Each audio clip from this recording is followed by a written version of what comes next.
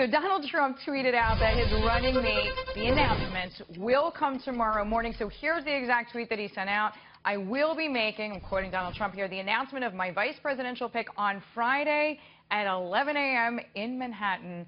Details to follow. Trump campaign senior advisor Tana Goertz is with me now. Tana, welcome to Risk and Reward. We know that Donald Trump certainly knows how to work an audience, right? There's a lot of suspense. There's a specific announcement time. There's varying comments that he has made. If you were a betting woman, who would you say he's going to pick? Oh, man, that's tough. If I were a betting woman, and I am, I would say Newt. But that is not any information from the campaign saying that.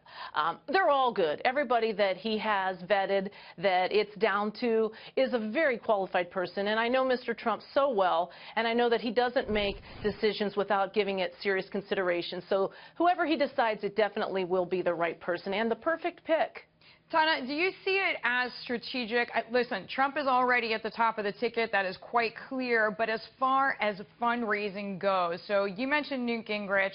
We know that the Las Vegas Sands chairman, Sheldon Adelson, who has been known to write big checks in the past to the Republican Party, said very tersely but succinctly, I like Newt. Now, as far as some of the other candidates, Indiana Governor Pence, we know that the Koch brothers seem to be in approval of Pence. Is this going to move the needle as far as the decision goes?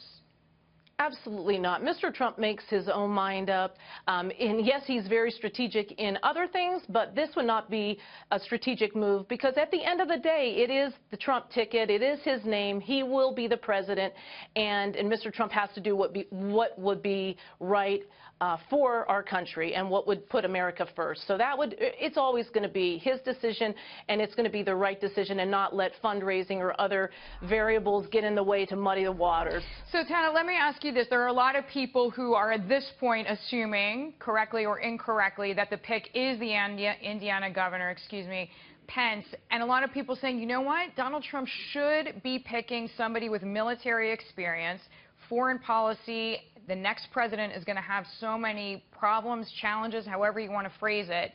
So if he does go with the Indiana governor, is he prepared to answer questions about just this gap in military leadership?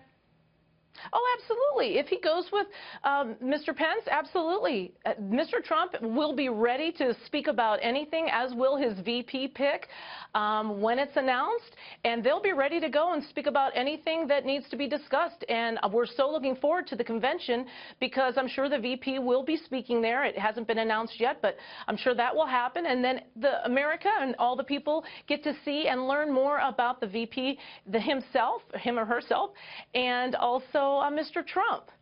So, Tana, before I let you go, Supreme Court Justice Ruth Bader Ginsburg said that her comments about him and his potential presidency were, quote-unquote, ill-advised. Is he accepting the apology? Mr. Trump, he accepts apologies very well. He expects them and he accepts them.